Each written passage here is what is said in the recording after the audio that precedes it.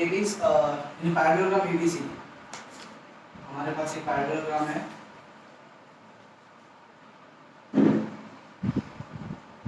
ठीक है ABC ठीक है। इसके बाद हमारे पास पैरेललोग्राम के दो अपोजिट साइड के मिड पॉइंट्स हैं ठीक है। हमारे पास AB का मिड पॉइंट है और CD का मिड पॉइंट है ठीक है। AB का मिड पॉइंट है E, CD का मिड पॉइंट है F ठीक है। अब हमारे पास और एक डायगोनल आ रहा है B ठीक है। अब क्वेश्चन ये बोल रहा है करने को कि अगर हम AF को बनाते हैं ठीक है। देखो AF BD को भाई इंटरसेक्ट कर रहा है। सिमिलरली अगर हम PC बनाते हैं ये भी इंटरसेक्ट कर रहा है ठीक है।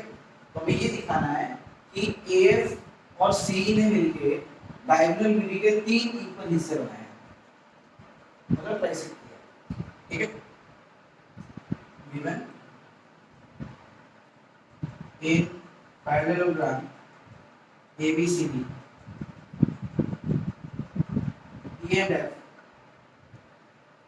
are the midpoints of AB and CD respectively। ABCD में E और F जो है वो AB और CD के midpoints हैं ठीक है। To prove AF and CE trisects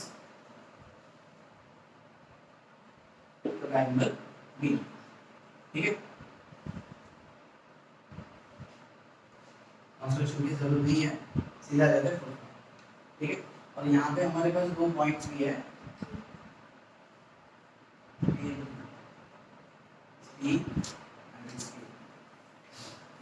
है। अब हमें दिखाना है कि ट्राइसेक्ट हो रहा है। ट्राइसेक्ट हो रहा है मतलब क्या दिखाना है DB PQ and DQ are equal ठीक है। DB equals to PQ equals to ये इक्वल आके then we can see that BD trisect ठीक है। अब देखो क्या लिखेंगे। सबसे पहले तो देखो हमें बोला गया है कि पैरेललोग्राम है ठीक है। तो हम कुछ पैरेललोग्राम की प्रॉपर्टीज लगाते हैं फिर आएंगे मिडपॉइंट ठीक है। तो पैरेललोग्राम की प्रॉपर्टीज हम क्या करेंगे देखो हमारे पास क्या होगा ये अगर पैरेललोग्राम है तो AB और CD इक्वल आएगा पहली बात और AB और CD पैरेलल भी होगा राइट। सो इन पैरेललोग्राम ABCD ठीक है AB is equal to CD and AB is parallel to CD ठीक है। AB और CD इक्वल है AB और CD पैरेलल है तो हाफ AB और हाफ CD भी इक्वल होगा and half AB is also parallel to half of CD half का डिफरेंशियल सेम कंडीशन रहेंगे ठीक है। So half AB is equal to half of CD and half AB is parallel to half CD हो गया। अब देखो E जो है वो AB का मिड पॉइंट है ठीक है। तो मैं हाफ AB को AB का हाफ में AE को कंसीडर कर सकता हूँ ले सकता हूँ ना एंड हाफ ऑफ CD और आते यहाँ पे CD में F CD का मिड पॉइंट है ठीक है। F अगर CD का मिड पॉइंट हुआ तो हाफ ऑफ CD को मैं CF ले सकता हूँ ना CD का हाफ CF ले सकता हूँ ठीक है। तो half of AB will be taken as AE since A is the midpoint of AB half of CD will be taken as CF since F is the midpoint of CD ठीक है।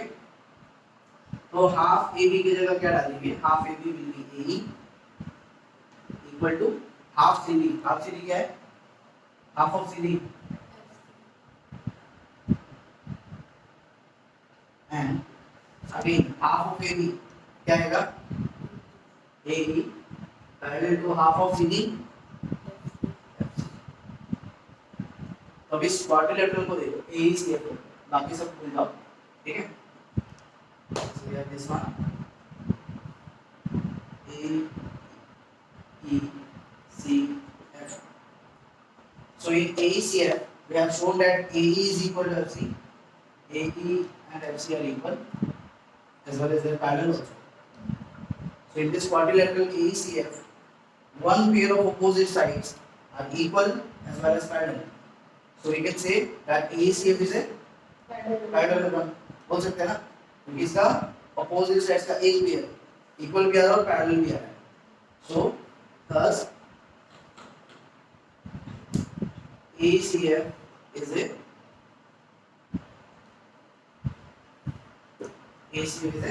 parallelogram. Now again if it is a parallelogram बोल दिया हमने. अब ये parallelogram होगा तो इसका जो दूसरा पेयर है opposite sides का ये भी तो parallel होगा ना. So we can now say that AF is parallel to CE. ठीक है, AF parallel to CE, Q हुआ opposite side of a मतलब हो गया. हाँ, इक्वल का जरूरी बस पैरेलल चाहिए. ठीक है, इक्वल का जरूरी है. अब इसमें हम लगाएंगे क्या, कॉन्वर्स ऑफ बीपीटी. अब देखो कैसे करेंगे. सॉरी एमपीटी, बीपीटी को 10 करेंगे. So now we'll take two triangles. We'll consider these two triangles. First we'll take ABP.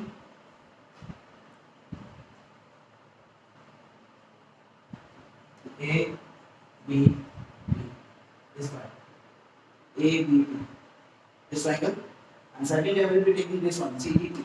CDQ. ठीक है. दूसरा हम क्या ले लेंगे CDQ. तो पहले इसका लिख लेते हैं. ठीक है. अब इसमें क्या क्या है और वो देखिए.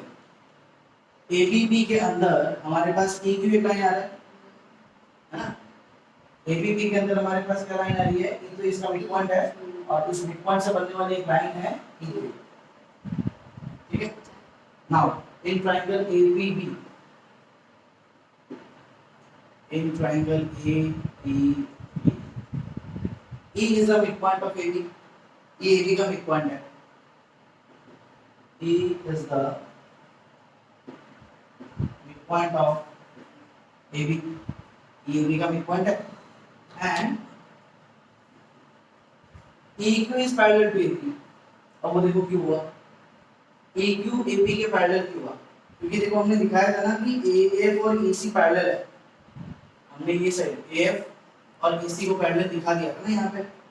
F पैरेलल टू EC है ना, ऑपोजिट साइड ना पैरेलल होंगे. So this two sides are parallel.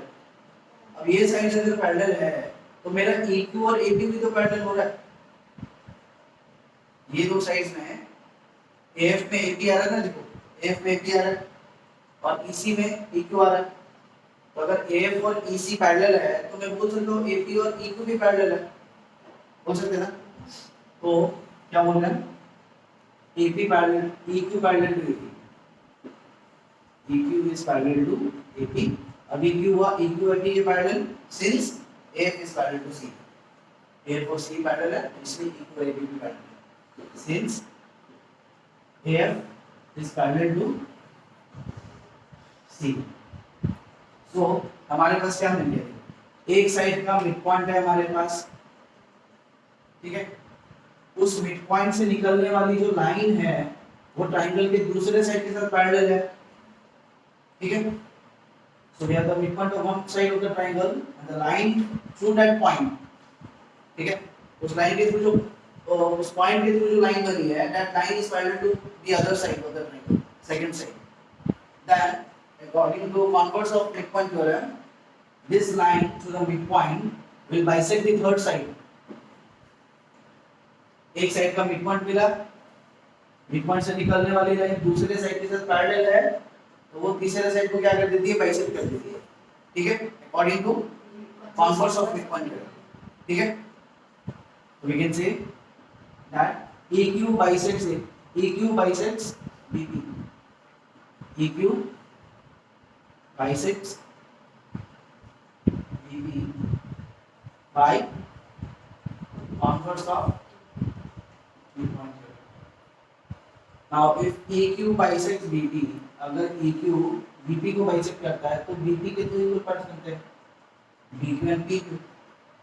Bisect का मतलब two equal parts.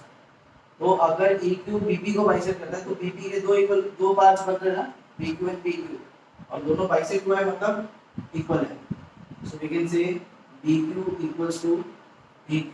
This will be our first equation. Okay. Now going to the other triangle, that is BQC. ठीक है।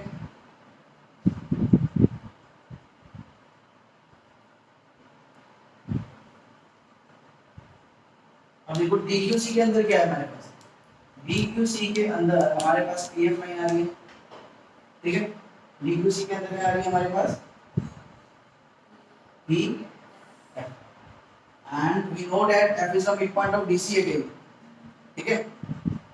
तो उसको दोबारा करने की जरूरत नहीं है। सिमिलरली मैं समझा रहा हूँ, ठीक है। सिमिलरली इन ट्राइंगल DQC, अब DQC में भी क्या हो रहा है वो देख लेते हैं, ठीक है। दोबारा वही सेम कंडीशंस लिखने का जरूरत नहीं है।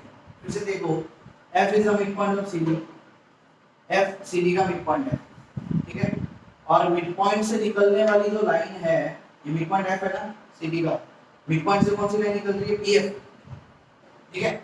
And see PF is a part of AF, PF जो है वो AF लाइन का एक पार्ट है, ये वाले AF, ठीक है।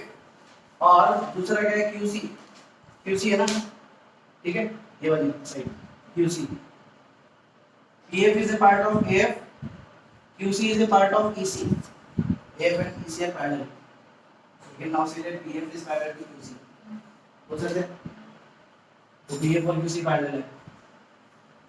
एक साइड का मिड पॉइंट मिल गया, ट्रायंगल के एक साइड का मिड पॉइंट है, मिड पॉइंट के थ्रू लाइन बनी है, वो सेकंड साइड के साथ पैरेलल है, थर्ड साइड को क्या करेगा, बाइसेक्ट करेगा। So similarly in DQC PF bisects DQ, और you can say FP bisects FP, किसको बाइसेक्ट करेगा, DQ। अब FP अगर DQ को बाइसेक्ट करेगा तो DQ के दो इक्वल पार्ट्स बनेंगे, DP and PQ, by contours of midpoint theorem। तो क्या मिला हमें, DP equals to PQ, this will be the second statement। देखो फर्स्ट स्टेटमेंट में क्या मिला, BQ PQ के इक्वल है, सेकंड स्टेटमेंट में क्या मिला कि PQ DP के इक्वल है, PQ फिर DP के इक्वल है, तीनों इक्वल हो गया। So from 1 and 2